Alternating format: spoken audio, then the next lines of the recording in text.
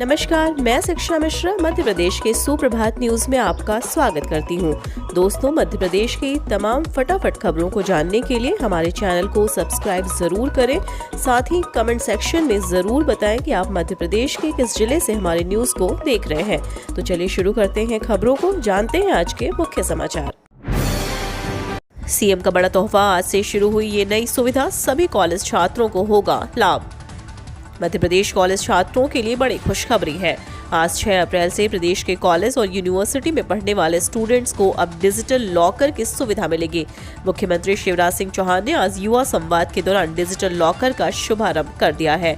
प्रथम चरण में डिजी लॉकर के माध्यम से अंक सूची उपलब्ध कराई जाएगी। आगामी चरण में उपाधि, डुप्लीकेट, मार्कशीट, माइग्रेशन, ट्रांसक्रिप्ट आदि प्रमाण पत्र डिजी लॉकर के माध्यम से उपलब्ध कराए जाएंगे।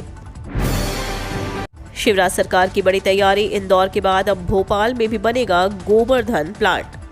भोपाल में भी गोबर्धन प्लांट बनाया जाएगा, जिसकी घोषणा मध्य प्रदेश सरकार द्वारा कर दी गई है। इस प्लांट के शुरू होने से यातायात सुविधा में सुधार आएगा, साथ ही पर्यावरण के लिए भी यह काफी फायदेमंद साबित होगा। सूत्रों के मुताबिक भोपाल गोबर्धन प्लांट में सीएनजी का उत्पादन किया जाएगा, जो प्रदेश के 250 सिटी बसों को संचालित करने का काम करेगा। इन बसों को आम बाजारों में मिलने वाले रेट की तुलना में 5 रुपए कम दाम में सीएनजी मिलेगी। साथ ही इससे हर साल 1,05,000 टन कार्बन उत्सर्जन में भी कमी आएगी। असंगठित मजदूरों के लिए बड़ी खबर, जाने खाते में कब आएंगे 500 रुपए, मिलेगा 2 लाख का बीमा कवर। केंद्र सरकार एक बार फिर से ई श्रम कार्ड धारकों को बड़ा तोहफा देने जा रही है। माना जा रहा है कि जल्द करोड़ों लोगों के खाते में ई श्रम कार्ड की अगली किस्त आएगी। इसके लिए इस योजना से जुड़े लोगों के खाते में जल्द 500 रुपए की किस्त जारी की जाएगी। ई श्रम कार्ड योजना से जुड़े लोगों को 500 रुपए की किस्त के अलावा भी कई तरह के फायदे उपलब्ध कराए जाते हैं। इस योजना के तहत कार्ड धारकों को प्रधानमंत्री सुरक्षा बीमा योजना के तहत 2 लाख रुपए तक का बीमा उपलब्ध कराया जाता है। एमपी में बिजली उपभोक्ताओं को जोर का झटका, बिजली जलाओ या नहीं, लेकिन देने होंगे 125 और 140 रुपए। शहरी बिजली उपभोक्ताओं को कम से कम 140 रुपए और ग्रामीण बिजली उपभोक्ताओं को कम से कम 125 रुपए हर महीने बिजली का बिल देना ही होगा। इससे साफ है कि बिजली कंपनियां ऊर्जा बचत के लिए नहीं बल्कि ऊर्जा खपत के लिए लोगों को प्रोत्साहित कर रही हैं। प्रदेश में महीने भर में भी एक भी यूनिट खर्च नहीं करने वाले उपभोक्ताओं से कंपनियां अब तक सिर्फ फिक्स चार्ज वसूलती थी, जबकि गरीबी रेखा से नीचे वाले उपभोक्ताओं के लिए 30 यूनिट तक बिजली खर्च करने पर कोई चार्ज नहीं लिया जाता था, पर न्यूनतम 45 रुपए निर्धारित था। अब यही नियम दूसरे घरेलू उपभोक्ताओं पर भी लागू कर दिया गया है, यानी कि ऐसे उपभोक्ताओं को न्यूनतम चार्ज के तौर पर 70 रुपए देने होंगे। एमपी शिक्षकों को राज्य सरकार का बड़ा तोहफा, स्कूल शिक्षा विभाग ने जारी किया आदेश, मिलेगा लाभ। मध्य प्रदेश शासन एक बार फिर से शिक्षकों को बड़ा तोहफा दे रही है। दरअसल लोक शिक्षण संभाग के संभागीय संयुक्त संचालक ने भोपाल, उज्जैन, ग्वालियर, नर्मदापुरम के शिक्षकों की नियुक्ति आदेश जारी कर दिए हैं, जिसका फायदा शिक्षकों को मिलेगा। वहीं समय सीमा के अंदर शिक्षकों को अपने संबंधित विद्यालय पहुंचकर नियुक्ति की प्रक्रिया पूरी करनी होगी। राज्य सरकार का बड़ा फैसला, सभी जिलों में लगेंगे शिविर, इन्हें मिलेगा लाभ। एक तरफ मध्य प्रदेश के शिवराज सरकार ने युवाओं के लिए मुख्यमंत्री उद्यम क्रांति योजना लागू कर दी है, वहीं दूसरी तरफ महिलाओं के लिए भी बड़ा फैसला किया है। इसके तहत प्रदेश के सभी जिलों में महिलाओं के लिए स्वास्थ्य शिविर लगाए जाएंगे।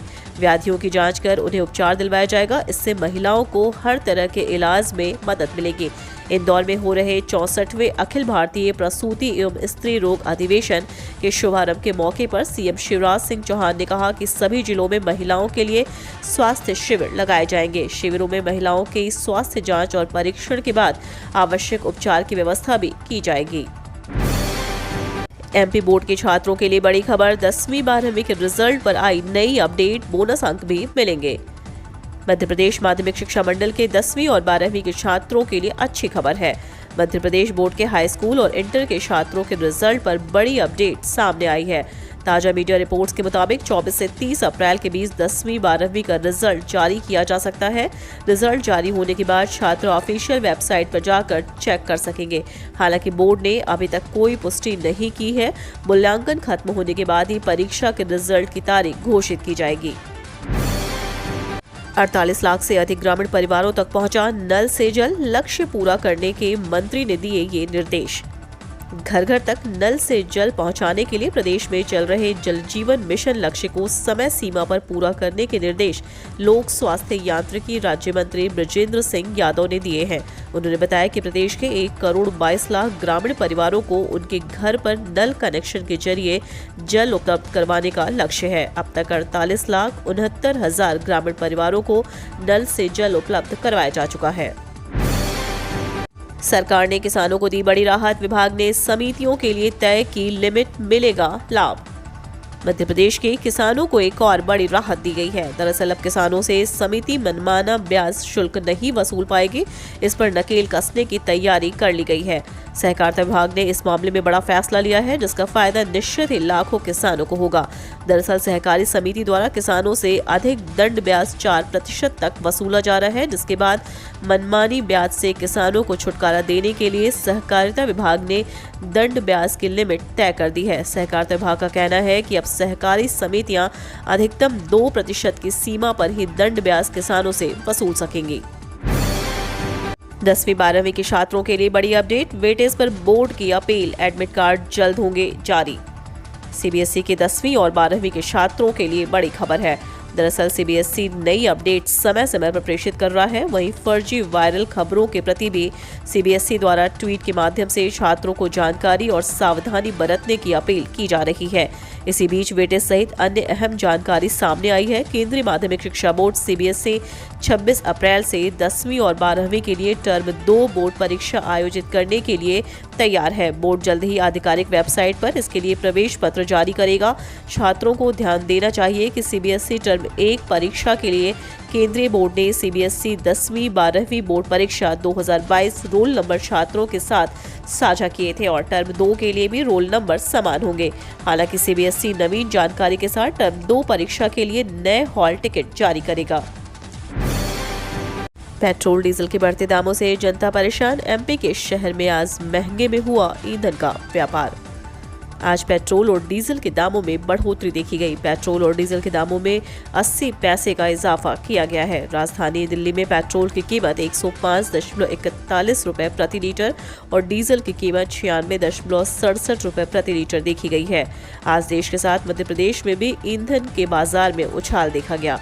हालांकि हरदीप सिंह पुरी ने बीते दिन यह कहा था कि भारत में पेट्रोल की कीमतें बीते 2 हफ्ते में सिर्फ 5% ही बढ़ाई गई है, जो बाकी देशों के मुकाबले में काफी कम है।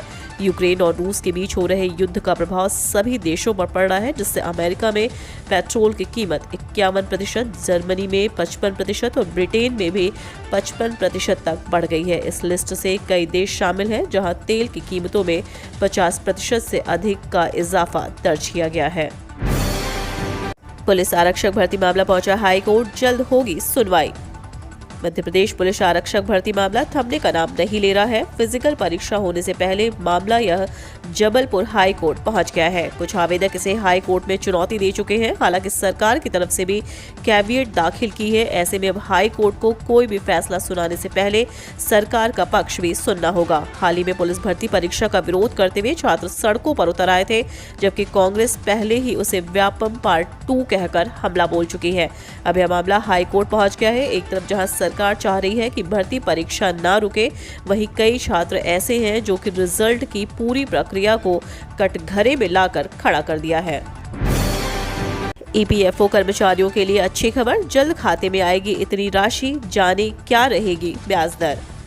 कर्मचारी भविष्य निधि संगठन के 6.5 करोड़ से ज्यादा पीएफ खाता धारकों के लिए अच्छी खबर है। जल्द खाते में पीएफ पर ब्याज दर का पैसा आ सकता है, चूंकि ईपीएफओ के सेंट्रल बोर्ड ऑफ ट्रस्टी बैठक में ब्याज दर 8.1% तय की गई है।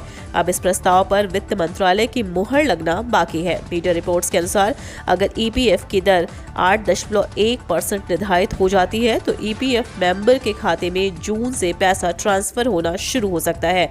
हालांकि इस संबंध में सरकार या ईपीएफओ की तरफ से अभी कोई बयान या आधिकारिक पुष्टि नहीं की गई है। मध्य प्रदेश में पंचायत चुनाव के लिए 25 अप्रैल तक तैयार होगी मतदाता सूची।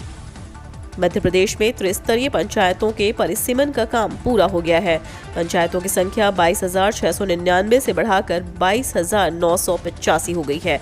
2000 वार्ड बढ़ गए हैं। अब पंचायत चुनाव के लिए 25 अप्रैल तक मतदाता सूची तैयार होगी।